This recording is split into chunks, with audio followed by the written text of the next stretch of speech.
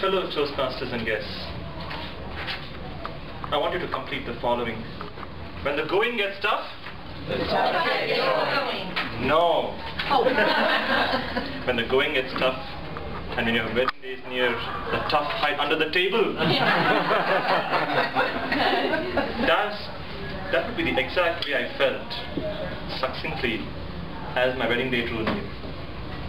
Now, those of you who were not here last week or a couple of weeks back, probably gone on matters of grave national importance such as Kerry, missed a speech about the long road to Constantinople or Istanbul, which is where my wife comes from. So, in true telenovela style, I will now recap for you the scandalous events that led to this impending doomsday, or should I say, happy day. And I shall call it the longer road to Pune. Because as you can tell, the logistics of getting my spouse and myself to Pune was quite complicated. But as you know from previous speeches, we managed to solve it as engineers do, and we did manage to get to Pune. But not before a chain of fiascos. The passport affair, my wife's passport expired, as you all know. She didn't get an Indian visa on time, barely made it. I didn't speak Turkish, and her parents don't speak English. And of course there was the volcano to deal with. But I forgot to tell you two important things that happened. The Lord of the Ring. Now Pinar and I had agreed before I left for Istanbul that I would take off this ring, because her father didn't know that we were legally married. But I forgot. So I landed up in my father-in-law to-be's car with my ring barely and shiny, all that, and I'm doing my best to keep him occupied, but I pull it out of my finger and put it in my trouser pockets. As if that was not enough, I get news from home that we have a Sir Limsalot Dulak in our house. I was wondering, who is Sir Limsalot Dulak? Well, if I change Limsalot to Lancelot, does that strike a bell? He was one of the most bravest and finest knights of King Arthur.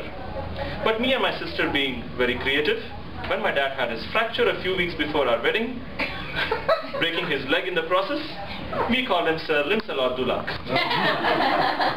But that wouldn't stop us from getting married, would it?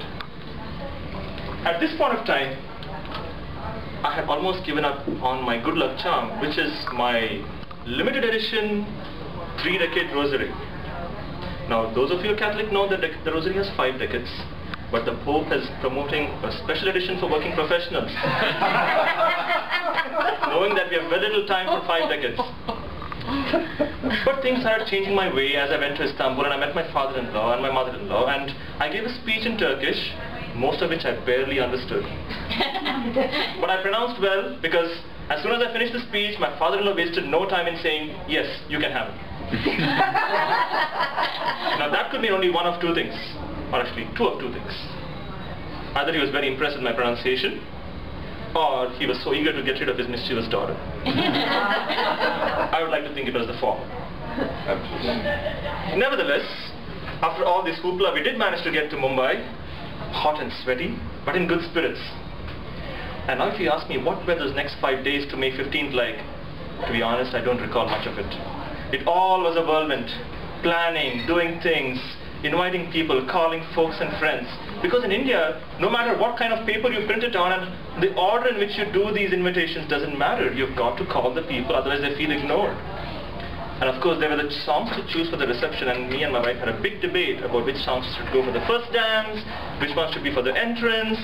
It was a chaotic atmosphere at home. And add to that, we had a near World War III. Why do I say that? Because you see, when my mom and her 3 sisters get together, they give a new term to bringing the roof down. But no matter what, we still went ahead, we got our stuff done, we got our costumes done, and the big day so arrived. Now you must be waiting excitedly saying, "Oh, this is this great Indian wedding." No, it was not a conventional Indian wedding. It was a Western style wedding in India with Indian costumes and an Indian groom and a Turkish bride in a French restaurant by the name Le Méridien, which is not at all passé, because when you can never go wrong with French. my suit. Thank you. And you might wonder, okay, what does this Indian wedding look like? And I'm going to tell you up front, there were no lengthy prayers in Sanskrit, and there were no guest lists in the thousands. We started from our home, and in Pune we don't have stretch limos yet. So you can imagine that's our house, and that's where we stood. And we got into this car, which was decorated on the bonnet, and that's you know who. And that sari, by the way, weighs about 7 to 8 pounds. I will come to that in a minute. And there are some pictures we clicked to the side. You can notice my uncle on the left. He definitely looks like a military man. He's got that big mustache up front. He was a major, very strict. It was hard to keep him occupied. After fighting 3 wars, it happens to you. I'm sorry. And of course, we made the grand entrance to the sounds of Howl's Moving Castle. Now you might wonder what that is. That's definitely old school. Howl's Moving Castle. Look it up sometime. That was my wife's choice, by the way. And of course, in a true Western style, we have the cutting of the cake. We had a miniature version because we didn't want to get overwhelmed with a 5-layer cake that stretched beyond our heights. And those are my parents on the left-hand side. We are flanked by her parents to my right. And of course the king and queen. And we had, like in a traditional Western wedding, the toast, which was given by my dad in this case. We don't have multiple toasts, we have just a single toast, to which I had to respond, and which I promptly did. And of course we had our first dance. Our first dance was to a song by a Serbian composer, again old school, Goran Bregovic, whom I'm sure none of you have ever heard of. But you've heard of it, Danny? No? Serbian? Look it up again.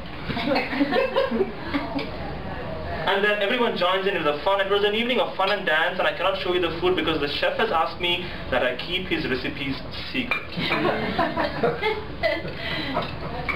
And of course those are my parents with me and my wife, and my in-laws. And of course she got the British look right after the wedding. So to tell you the fact, the wedding was fabulous, it was fun, and we partied until midnight. And you would ask, what's so special about midnight? Well, in India, you see the government has a unique way of dealing with DUI. They don't let you party after midnight. You have to go back home. No matter where you are, no drinking, no dancing. So we stopped at midnight. But that didn't stop us from having a great ball of a time at home. And I can safely tell you the events that transpired on the first night, because we did not sleep. My wife and I were spending the first night, the better part of it actually, taking bets on how long our marriage would last.